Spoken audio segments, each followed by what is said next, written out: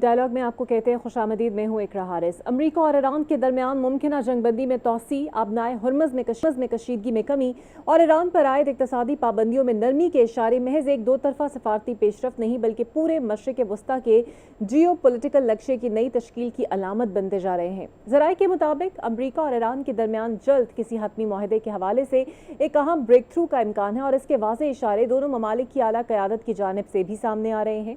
मुजवज़ा framework सिर्फ जंगबंदी या seize fire तक महदूद नहीं बल्कि इसमें ईरान के जौहरी प्रोग्राम, यूरेनियम अफजुदगी की हदबंदी, खित्ते में सरगर्म प्रॉक्सी ग्रुप्स ख़ुसूसन हिज़्बुल्लाह का किरदार और इसराइल के साथ कशीदगी में कमी जैसे इंतहाई हसास और पेचीदा निकात भी शामिल हैं।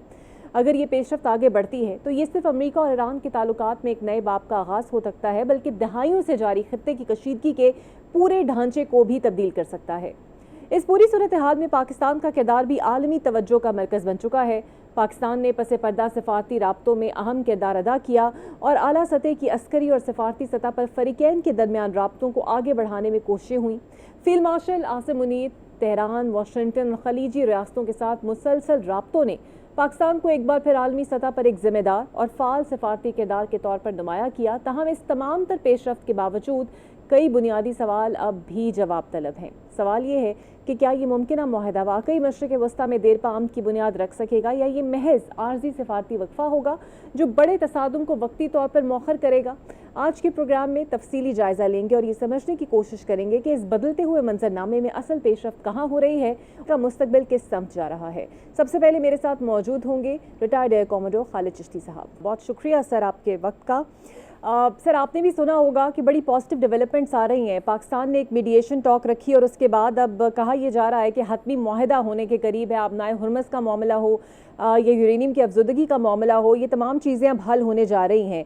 आपको लगता है कि ईरान के लिए अब बहुत बेहतर सिचुएशन पहले से मौजूद होगी?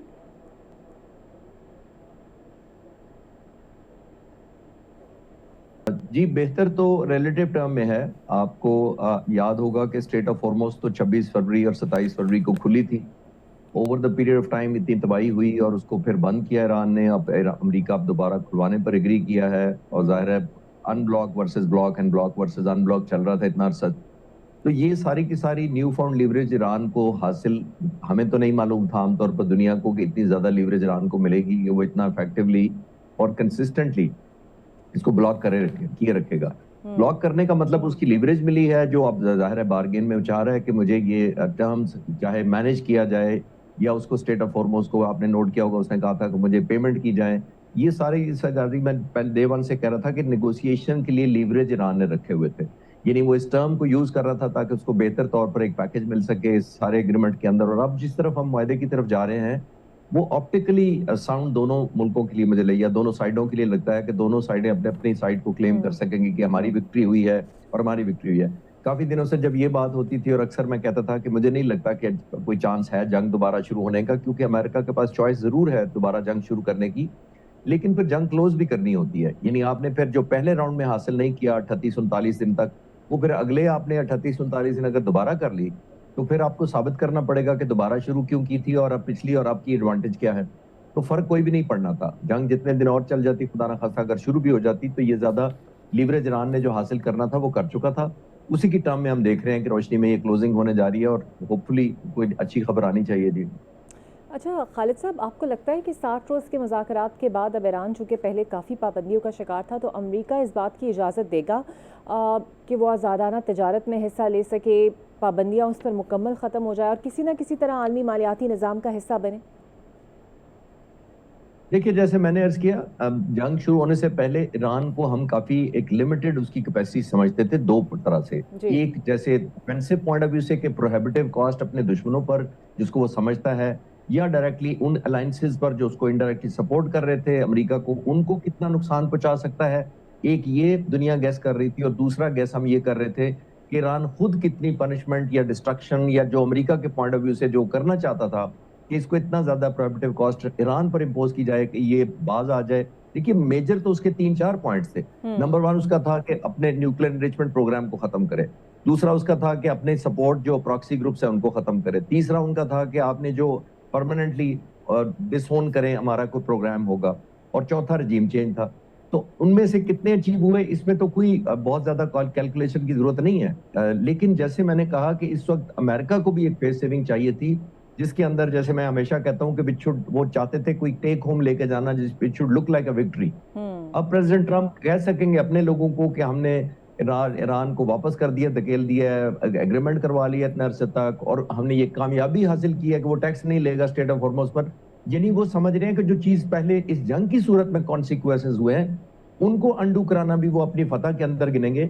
लेकिन जैसे मैं अक्सर कहता हूं कि जंग खत्म होना दुनिया की इस वक्त इंटरेस्ट है, जो 8 बिलियन लोग हैं, किस टर्म पर खत्म हुई है वो तो हम ऑप्टिकली आप और हम लोग सब बैठे देखते रहेंगे, सर, लेकिन जिस तरीके से अभी आपने जिक्र किया कि अब ईरान की स्ट्रैटेजिक पोजीशन में हमने इस जंग के बाद खासा फर्क दुनिया ने भी नोट किया, अमेरिका ने भी किया, शायद अंडर एस्टिमेट कर बैठा था।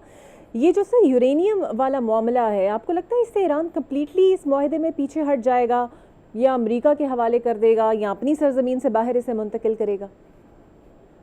देखिए, हमारे व्यूअर्स को हम रिफ्रेश करते चले हैं कि जो पिछला एग्रीमेंट हुआ था 2015 का JCPOA, वो तकरीबन 1.5 साल तक कंसर्टेड मुज़ाकरात हुए थे अमेरिका और ईरान के दरमियान, और जिसमें बहुत सारे ममालिक और भी शामिल थे। जब ये मुआहदा हुआ था तकरीबन 1.5 साल पहले मुज़ाकरात हुए, 5-6 साल से बैकडोर चल रही थी डिप्लोमेसी, और तब जाकर 2015 में प्रेसिडेंट ओबामा के टाइम पर वो एग्रीमेंट हुआ था। उस एग्रीमेंट के तहत ईरान ने अपना 8 टन न्यूक्लियर इनरिच जो मटेरियल था, 8 टन, वो रूस के हवाले किया था एज पर the agreement through Caspian Sea. अब 8 टन देने का मतलब ये था कि ईरान को बदले में क्या चाहिए था? हायर डिग्री ऑफ एश्योरेंस चाहिए थी कि उस पर शक नहीं किया जाएगा, उस पर दोबारा हमला नहीं किया जाएगा। तो ना सिर्फ हमला तो छोड़ें, 2015 से लेकर सिर्फ 3 साल के अंदर जब उसने एटॉमिक एनर्जी कमीशन से विजिट्स भी करवाए, ऑलमोस्ट कोई सीरियस उसने कोई वॉलेशन भी नहीं की, उसके बावजूद 2018 में प्रेसिडेंट ट्रम्प ने आते ही पहले टेनोरवेस को सस्पेंड कर दिया उस एग्रीमेंट को। नंबर 1। नंबर 2, जब 8 टन इनरिच्ड यूरेनियम दिया है उसने मटेरियल अपना, तो उसके बदले में उसको जब नहीं मिला, तो अब वो सिर्फ 440 ग्राम की हम बातें कर रहे हैं, जो कि ऑलमोस्ट 18 गुना कम है इस वक्त जो पहले हैंडओवर किया था।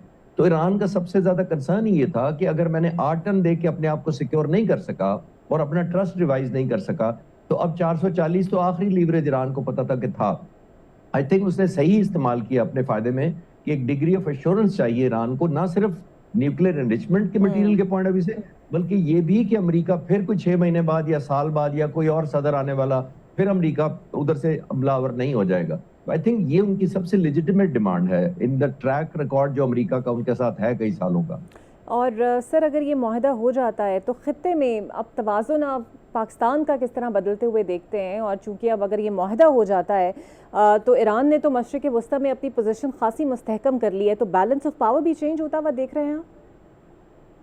जी बिल्कुल, आप ठीक कह रही हैं, क्योंकि जैसे मैंने कहा कि न्यू फाउंड रियलिटी ईरान को भी पता लगी है। नंबर 1 सबसे इंपॉर्टेंट बात, जो उसको स्टेट ऑफ हॉर्मज़ का इफेक्टिव कंट्रोल कर लेना। फिर उसने जो डिटरेंस क्रिएट की है अरब ममालिक में, उसने अपनी मिसाइल टेक्नोलॉजी और अपनी रीच दिखाकर ये बताया है कि मैं यहाँ तक आपको पहुंच सकता हूँ और ये कॉस्ट कर सकता हूँ। थर्ड डायमेंशन एक और है कि सिर्फ अरब ममालिक पर हमले नहीं किए, उसने अमेरिकन प्रेजेंस को भी बहुत टारगेट किया और बड़ा इफेक्टिवली किया है। तो तकरीबन 16 के करीब एयर बेसिस को उसने अगर नाकारा नहीं किया तो इनऑपरेटिव किया हुआ था इतने अरसे से।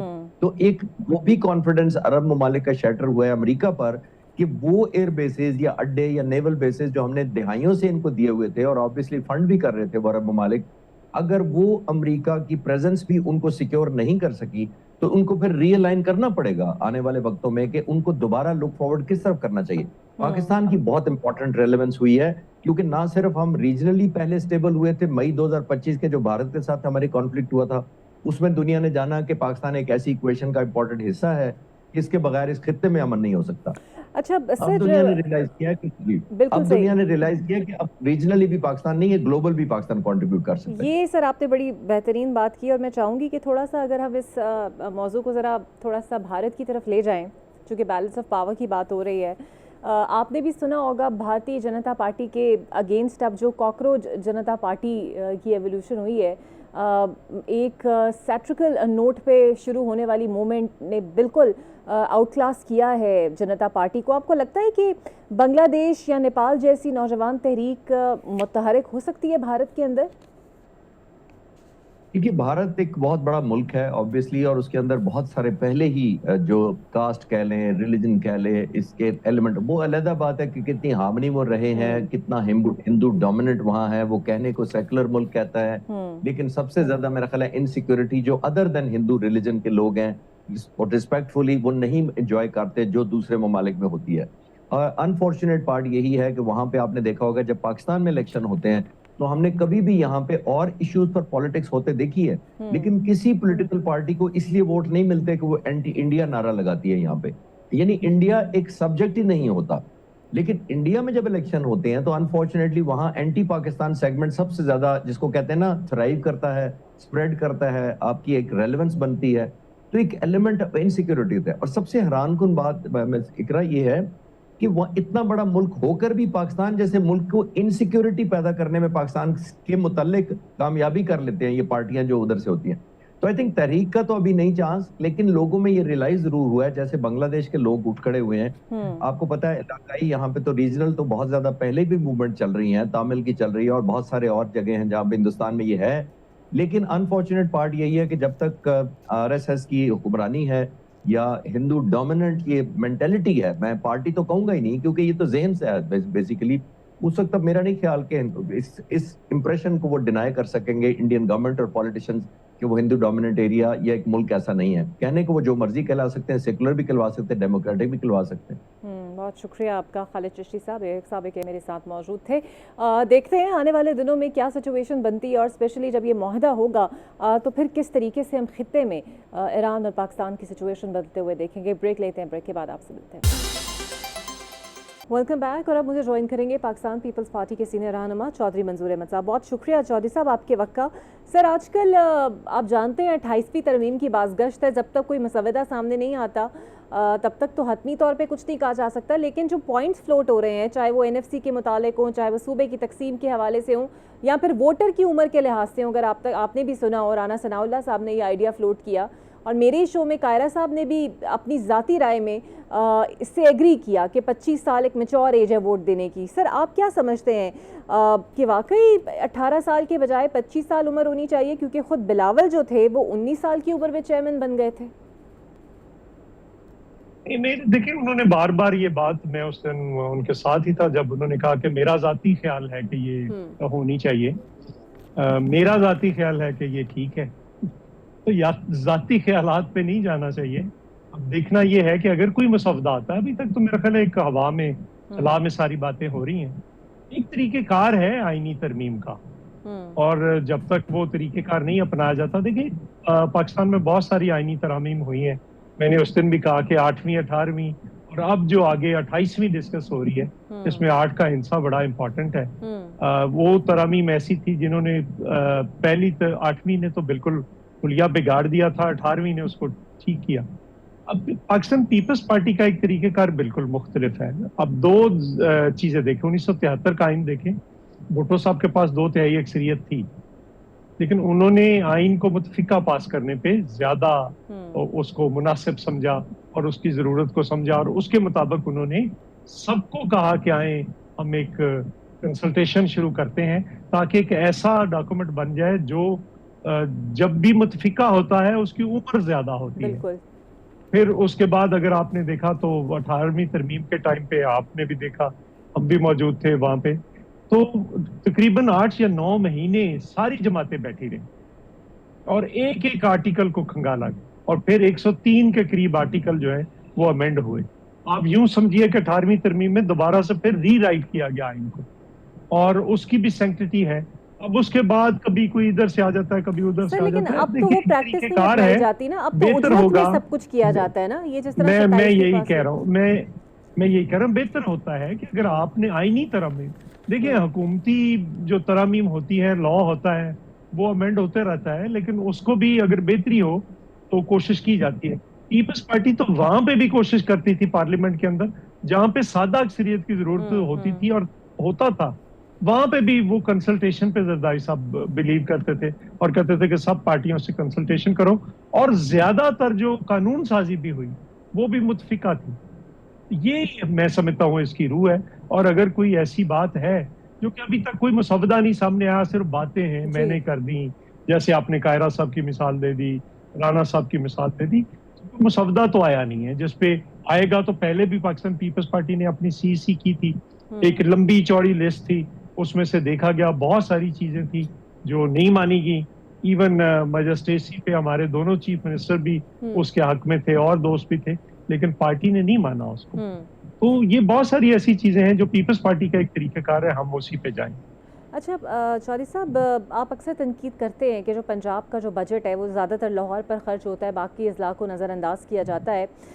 लेकिन साफ़ सुथरा प्रोजेक्ट पूरे पंजाब का प्रोजेक्ट है, CCD और पैरा भी तकरीबन हर शहर के अंदर सरगर्म है। फिर आपको कहाँ से लगता है कि अभी भी कई जगहों पे कई ज़िले कई शहर नज़रअंदाज हो रहे हैं? नहीं, देखिए उसकी तकसीम का इशू है। मेरा तो बुनियादी इशू है, मैं ये नहीं है जैद ने ले लिया, बकर ने ले लिया। मैं कहता हूँ कि अगर आपने NFC में पैसे लिए तो आप PFC क्यों नहीं कर रहे? मैं ये सारे सूबों को कह रहा हूँ, सिर्फ पंजाब को नहीं कह रहा, सारे सूबों को कह रहा हूँ। प्रोविंशियल फाइनेंस कमीशन आना चाहिए था ना। आपने जो सबसे बुनियादी चीज थी उसमें आबादी थी, आबादी की बुनियाद पर पैसे लिए, बाकी इशारिये भी थे लेकिन वो थोड़े छोटे थे। लेकिन आबादी की बुनियाद पर अगर आपने लिए हैं तो आप आबादी की बुनियाद पर अजला को क्यों नहीं दे रहे? मसलन लाहौर मेरा अपना है, मैं चाहता हूं कि लाहौर तो सोने की ईंटों से बनना चाहिए, लेकिन किसी दूसरे का हक मार के ना बनाए इसको। पिछले 24-25 के बजट में 137 अरब रुपया सिर्फ चीफ मिनिस्टर के इनिशिएटिव पे मिला। प्राइम मिनिस्टर साहब का हल्का भी उधर है, स्पीकर का भी है, बाकी वज़रा के भी हैं, बहुत सारे लोग हैं। तो इस तरह से वो फिर दूसरे अजला जो हैं, मसलन हम कसूर वाले भी समझते हैं कि हमारे साथ ज्यादती होती है, हालांकि लाहौर के पहलू में है, लाहौर से निकला हुआ जिला है। कसूर जो था वो पहले 2 तहसीलें थी लाहौर की, कसूर और चुनिया, तो 76 में जुल्फकार अली भुट्टो शहीद ने बनाया था। तो मैं समझता हूँ कि इसको इस एंगल से देखना चाहिए। बाकी सुथरा पंजाब है, उसके तो बहुत खौफनाक स्कैंडल है और हर जगह पे आ रहे हैं, आप उस पर किसी वक्त फिर बात अच्छा करें। सर, किसानों के हवाले से आप बात करते हैं, ये गंदम का मामला बड़ा अहम है। 3500 रुपये फी मन स्पोर्ट्स प्राइस पंजाब हुकूमत का ऐसा इकदाम माना जा रहा है। आपको लगता है ज़मीनी तौर पर इस ऐलान पर अमल दरामद हुआ है? कोई भी नहीं अब पाबंदी लगाकर बैठे हैं, बैनुल सूबाई भी बैनुल अजलाई भी। अब बैनुल सूबाई पे दूसरे लोग सूबे भी कह रहे हैं कि अगर पंजाब गंदम पैदा करता है तो क्यों पाबंदी लगाता है? हमारी गैस और बाकी बिजली और हर चीज तो पंजाब में आती है। तो ये उनकी शिकायत बड़ी जेन्युइन शिकायत है। दूसरा बैनुल अजलाई है, हमारे जिले में भी बहुत सारे लोग ना दूसरे अजला में गंदम काटने जाते हैं, तो वो उसके पैसे नहीं लेते हैं, वो उसके बदले में गंदम लेते हैं और खानदानों के खानदान जाते हैं, हमारे गांव से लोग जाते हैं, क्योंकि हमारे गांव में गंदम बहुत कम काश्त होती है। तो वो फिर सारे साल की जो गंदम है वो अपने लिए रख लेते हैं। वो हम पंजाबी में कहते हैं कि सारे साल दे दाने कार पा लेने।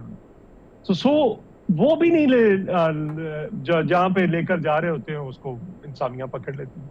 तो ये क्या मैंने तो आपको याद होगा पिछले साल कहा था कि अगले साल जो आप गंदम के साथ कर रहे हैं इस साल, अगले साल आप गंदम को तरसेंगे, और वही हो रहा है।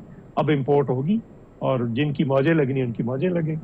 बिल्कुल सही। एक आखिरी सवाल सर, एक रिपोर्ट मैंने भी देखी, चूंकि अब वही सीज़न वापस आने वाला है जब सैलाब आया और अभी भी ऐसे खदशात मौजूद है बिकॉज क्लाइमेट चेंज का शिकार है पाकिस्तान। जो पिछली दफ़ा वादे किए गए आपके ज़िले में सैलाब से मुतासरा इलाकों में लोगों के साथ, वो पूरे हुए या फिर नारों तक ही महदूद रहे? नहीं, अभी तक बहुत सारे मसाइल हैं, लोगों को पैसे नहीं मिले अभी तक, जो फसलें थी, जो घर थे, कई लोगों को तो मिले ही नहीं है, बिल्कुल 1 रुपया भी नहीं मिला। जिनकी बहुत 50-50 एकड़ जमीनें गई हैं उनको कोई पैसा नहीं मिला, जिनका कुछ नहीं गया उनको पैसे मिल गए हैं। तो इस तरह से अजीब सूरत हाल है और फिर कोई प्रेपरेशन भी नहीं है। अब देखें ना, हम जून में दाखिल हो रहे हैं और अगला महीना है जुलाई में तो शुरू हो जाएगा ये सूरत हाल जो है, तो उसमें प्रेपरेशन भी उस तरह से नहीं। तो ये बदकिस्मती है, हालात वैसे के वैसे हैं। बहुत शुक्रिया, मंजूर साहब मेरे साथ मौजूद थे। एक ब्रेक ले लेते हैं, ब्रेक के बाद आपसे मिलते हैं। Welcome back. मेरे साथ मौजूद होंगे सीनियर कानूनदान और PTI के रहनुमा फैसल चौधरी साहब। बहुत शुक्रिया फैसल। सबसे पहले तो आप पेशावर वकील हैं, मरवत साहब की दरख्वास्त पर आप क्या कहना चाहेंगे? कोई कबूलियत है उनकी दरख्वास्त में, और ऐसा स्टैंड उन्होंने बनाया क्यों जिस पर उन्हीं पे अच्छा खासा फायर बैक हो रहा है? देखिए जी, मरवत साहब की जो दरख्वास्त है वो कानूनी एतबार से भी वो कोई इतनी सॉलिड नहीं है। फ्रेंकली स्पीकिंग सियासी अखलाकियात के भी मुनाफी है। और कोई उसमें ऐसी कोई खास बात है नहीं। मेरा नहीं ख्याल है कि ये जो पिटीशन है ये बाइट करेगी।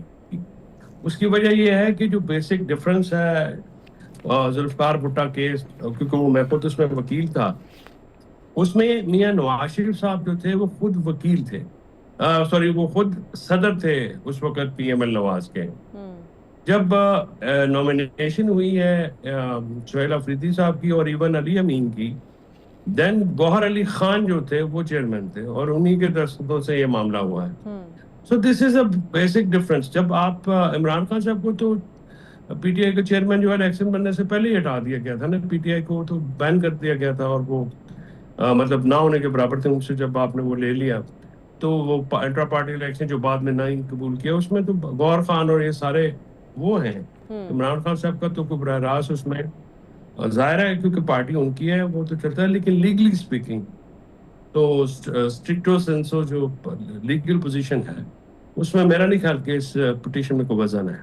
अच्छा फैसल साहब, ये तो हम जानते हैं कि आफरीदी साहब और गंडापुर साहब के दरमियान एक सर्द जंग है, लेकिन इसको हवा देने के लिए आपको लगता है कि वाकई किसी तीसरा फरीक ने इसको हवा देने के लिए कोशिशें तेज़ की और आला कार मरवत साहब बने?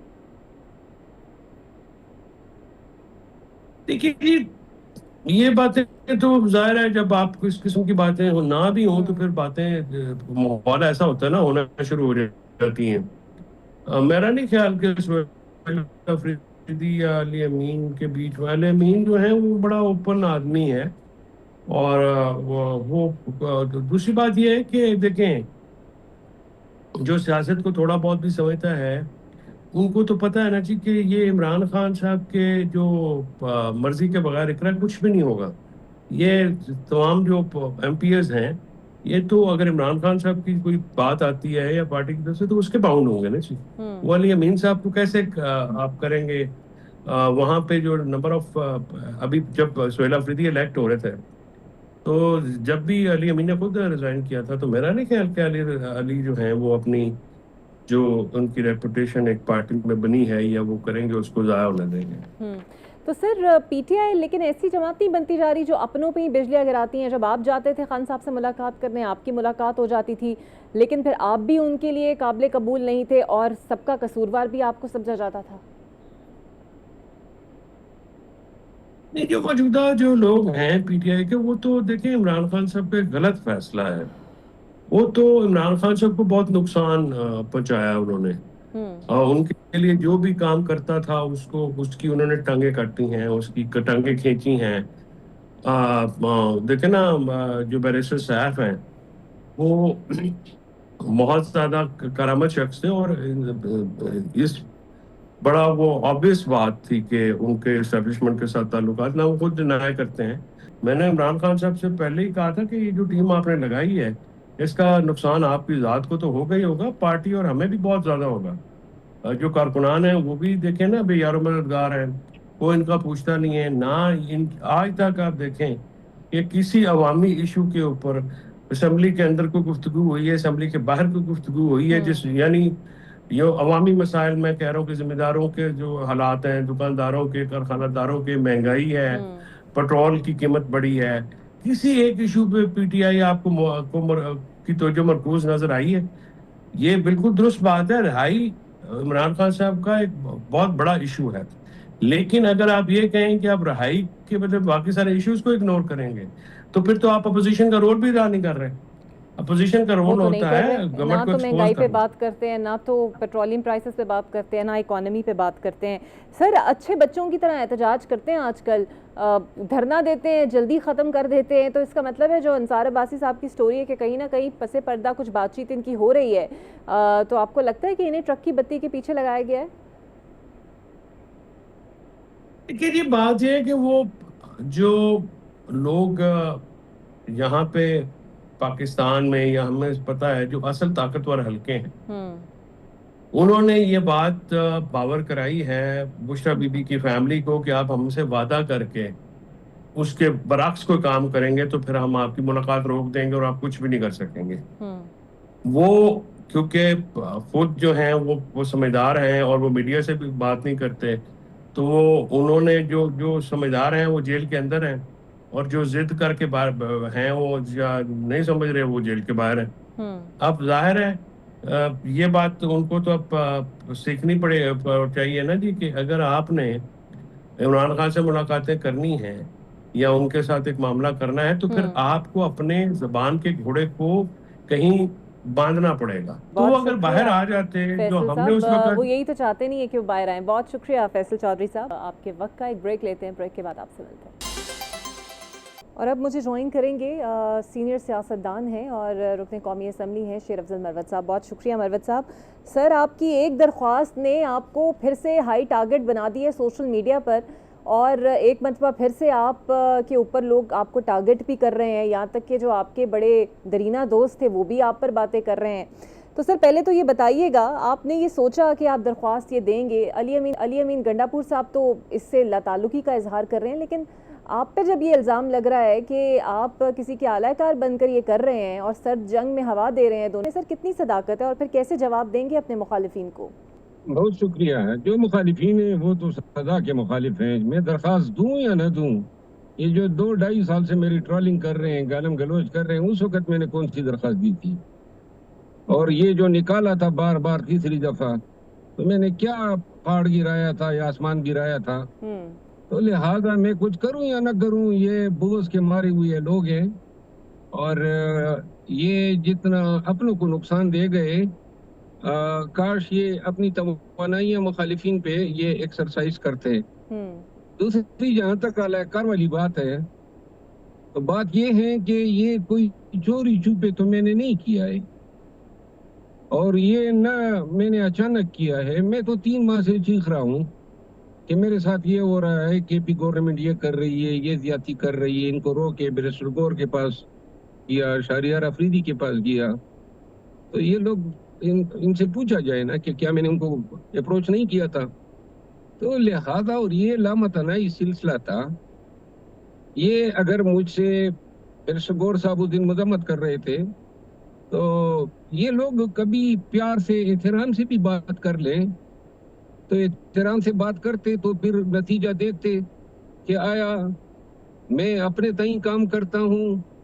ये जो 2 साल या 2.5 साल हो गए हैं, मैं अकेला हूँ, लेकिन जो भी मैंने कहा है वो मैंने डंकी की चोट पे हमेशा कहा है।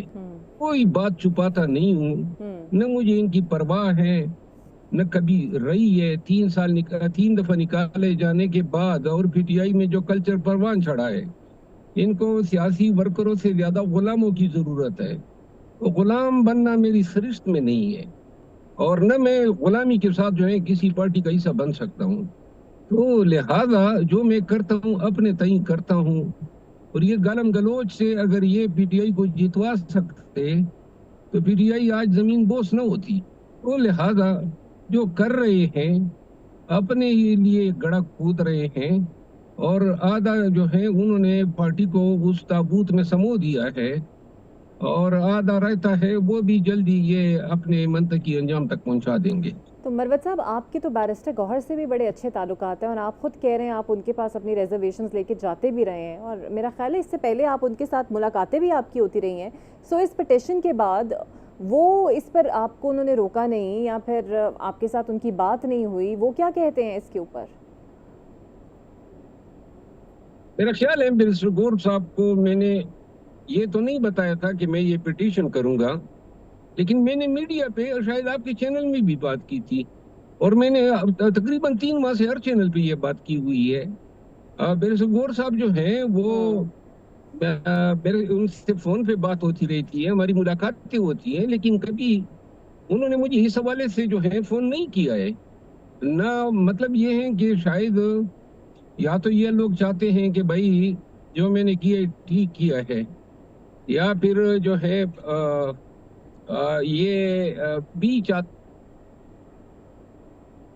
या फिर ये हो सकता है कि वो समझते हैं कि मेरा केस नहीं बनेगा और मुझे जो है नाहक सर पे ना चढ़ाया जाए।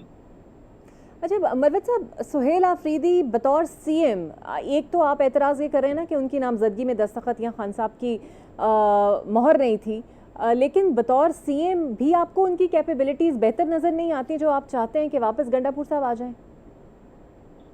देखिए ये केस नहीं है मेरा केस तो दो चीजों पे है। एक तो वजीर आला जब इस्तीफा देता है आर्टिकल 130 के तहत, तो इसके लिए शर्त है कि इस्तीफा बगैर किसी दबाव, बगैर किसी प्रेशर के और बगैर किसी के कहने वॉलंटरी हो। ये बिल्कुल आईन और हमारे जो आईनी निज़ाम है उसकी रूह ये कहती है, और आर्टिकल 130 बड़ा कैटेगरिकली कहता है। अली अमीन खान ने तो इस्तीफे में लिखा है कि मुझे इमरान खान ने कहा है कि इस्तीफा दो, फिर दूसरे इस्तीफे में लिख दिया, फिर असेंबली में जाके तकरीर की, और इससे पहले सलमान अकम राजा साहब ने कहा कि जी खान ने कहा फलां को हटा दो, फलां को लगा दो। और इसके बाद जो है मोर सबत की पार्टी की पॉलिटिकल कमेटी ने, और परसों भी मिनिस्टर गौर ने यही कहा कि जो खान कहेगा वही वजीर आला होगा। तो लिहाजा मेरा तो ये एक केस है कि आर्टिकल 130 के मनाफी है। या जिसने इस्तीफा देना है कह दें कि मैं अपनी रजामंदी से इस्तीफा दे रहा हूँ और मैं अपने विल से दे रहा हूँ। जब आपने लिख दिया किसी और को कोर्ट कर दिया, फिर जो कोर्ट किया जिसको खान साहब ने 2018 में साकिब निसार की अदालत में एक केस मियां नवाज शरीफ साहब के खिलाफ दायर किया कि चूंकि वो सजा याफ्ता हैं तो लिहाजा मियां नवाज शरीफ साहब ने जो सेनेट की टिकट अवार्ड की है और जिन्होंने कंटेस्ट भी किया, ये इलीगल है। सुप्रीम कोर्ट ने वो असूल बना लिया और कहा कि जी अगर कोई अदालत किसी को सजा दे, खान साहब को सजा हुई है लेकिन करके गलत है, लेकिन फिलवक्त तो ये पोजीशन है अदालत ही एरियार की, तो यही है। तो मैंने यही कहा है कि वो असूल का इतलाक जो है इधर भी होता है। अच्छा मरवत साहब, लेकिन आपका मैं इंटरव्यू कल सुन रही थी, आपने कहा कि आपको तो पार्टी की टिकट पे आपने इलेक्शन नहीं लड़ा और प्रॉबेबली वो आपकी पॉपुलैरिटी थी जिसकी वजह से आपके पास इतने वोट आए और आप नामजद हो गए। सो अब आपको वाकई लगता है कि खान साहब के नाम पे आपने इलेक्शन नहीं लड़ा, और अगर आप आज़ाद तरीके से लड़े हैं तो फिर जो पहले आप कहते रहे हैं कि आप खान साहब के कारकुन हैं, तो फिर उसमें थोड़ा सा तजाद आ जाता है सर? मेरा ख्याल है आपने गलत सुना है। मैंने कहीं पर यह नहीं कहा है कि मैं अपनी पॉपुलैरिटी पे जीता हूँ, और मैंने तो कल ये कहा है कि पाकिस्तान तहरीक इंसाफ की जितने MNAs MPs बने हैं वो PTI के टिकट पे या खान के टिकट पे उन्होंने इलेक्शन लड़ा ही नहीं है, क्योंकि PTI को तो उन्होंने रिकॉग्नाइज ही नहीं किया। काजी फैजी साहब ने मेहरबानी कर दिया और उन्होंने बेट का निशान ही छीन लिया, तो लिहाजा PTI तो इलेक्शन में नहीं थी। अब अगर वो जो मियां शफी जान साहब है ना, उन्होंने ये बेसिकली कानूनी इस्तेदलाल पेश किया था कि फिर तो ये साबित होंगे, तो मैंने ये जवाब दिया कि भाई पार्टी का टिकट किसी को मिला ही नहीं था, तो लिहाजा ये कहना कि सब डिस्क्वालीफाई है ये गलत है, क्योंकि खान साहब की पार्टी पे टिकट अगर किसी ने लड़ा हुआ था PTI के टिकट पे, और खान साहब जो है उस वक्त कन्विक्ट होते जी। जो कन्विक्शन थी 3 साल की तो शाखाना 1 में, वो तो 29 अगस्त 2023 को सस्पेंड हो गई थी जी। बहुत शुक्रिया मरवत साहब आपके वक्त का। दूसरी जानिब एक बड़ा अहम मसला है ईरान अमेरिका कशीदगी के दौरान पाकिस्तान की शानदार सफारतकारी तो हमने देखी, लेकिन इन तारीफों का मतलब हरगिज़ ये नहीं है कि पाकिस्तान फ़लस्तीन के मामले पर अपनी असूली मौक़िफ़ से 1 इंच भी पीछे हटा है। फ़लस्तीन का मसला सिर्फ एक इलाकाई तनाज़ा नहीं बल्कि ये बैनुल-अक़वामी इंसाफ, इंसानी हकूक़ और आलमी ज़मीर का एक मुस्तकिल इम्तिहान है, और इस हवाले से पाकिस्तान का मौक़िफ़ हमेशा वाज़े, मुस्तकिल और असूलों पर मबनी रहा है। पाकिस्तान ने कभी भी इस मसले को सियासी मुफादात या जोग्राफियाई दबाव के तहत नहीं देखा, बल्कि इसे बैनुल-अक़वामी कानून, अक़वाम मुत्तहिदा की करारदादों और इंसाफ के आलमी असूलों की रोशनी में परखा है। पाकिस्तान का बुनियादी मौक़िफ़ यही है कि फ़लस्तीनी अवाम को उनके जायज़ कानूनी और तारीख़ी हकूक़ ज़रूर मिलने चाहिए। एक आज़ाद खुदमुख्तार फ़लस्तीनी रियासत का क़याम नागुज़ीर है, और ये इसका दारुल-हुकूमत अल-कुद्स शरीफ हो। ये सिर्फ एक सियासी मुतालबा नहीं बल्कि एक असूली और अखलाकी मौक़िफ़ है जो पाकिस्तान की खारजा पॉलिसी का मुस्तकिल हिस्सा है। मशरिक़ वस्ता में देर पावन का ख्वाब उस वक्त तक नहीं पूरा हो सकता जब तक फ़लस्तीन के मसले का मुनसिफ़ाना हल नहीं निकलता। ये हकीकत पाकिस्तान ने हर बैनुल-अक़वामी फ़ोरम पर बार बार उजागर की है। अक़वाम मुत्तहिदा हो या तंज़ीम ताउन इस्लामी, पाकिस्तान ने हमेशा फ़लस्तीनी अवाम के हक़ ख़ुददारियत, गैर कानूनी कब्ज़े के ख़ात्मे, आबादकारियों की तौसी की मुखालफत और बैनुल-अक़वामी इंसानी कानून की पासदारी पर जोर दिया है। ये भी एक अहम पहलू है कि पाकिस्तान के मौक़िफ़ का किसी एक हुकूमत या सियासी जमात तक महदूद नहीं रहा। मुख्तलिफ अदमार में आने वाली तमाम हुकूमतों ने इसी पॉलिसी में तसलसल बरकरार रखा, जो इस बात का सबूत है कि ये सिर्फ सिफारती हिकमत अमली नहीं बल्कि एक कौमी असूली मौक़िफ़ है। आज जब दुनिया एक बार फिर तकसीम, कशीदगी और तनाज़ात का शिकार है, पाकिस्तान का मुतवाज़न और असूली सिफारती रवैया इसे एक अहम मुकाम भी फराहम करता है। पाकिस्तान ना सिर्फ फ़लस्तीनी अवाम के हक़ में आवाज़ बुलंद करता है बल्कि मुस्लिम दुनिया के अंदर इत्तेहाद, यकजहती और मुश्तरका मौक़िफ़ की भी वकालत करता है। और इसका मकसद महज सियासी बयानबाजी नहीं बल्कि एक ऐसे आलमी माहौल को फ़रोग़ देना है जहाँ ताकत नहीं बल्कि कानून और इंसाफ फैसला करे। और पाकिस्तान इस बात पर भी यकीन रखता है कि इसकी सिफारती साख और असूली मौक़िफ़ इसे ये इखलाकी और सियासी मौका फराहम करते हैं कि वो फ़लस्तीन के मामले के मुनसिफ़ाना हल के लिए आलमी राय आमा को मुतहरिक करे। ये एक ऐसा किरदार है जो सिर्फ एहतजाज या हिमायत तक महदूद नहीं बल्कि अमली सफारतकारी, डायलॉग और अमन के फ़रोग़ पर मबनी है। पाक ख़ारजा पॉलिसी का बुनियादी नुक्ता भी यही है कि बैनुल-अक़वामी अमन, इंसाफ और इज्तिमाई सलामती को हर सूरत मुतक़द्दम रखा जाएगा। मुझे दीजिए इजाज़त। अल्लाह हाफ़िज़।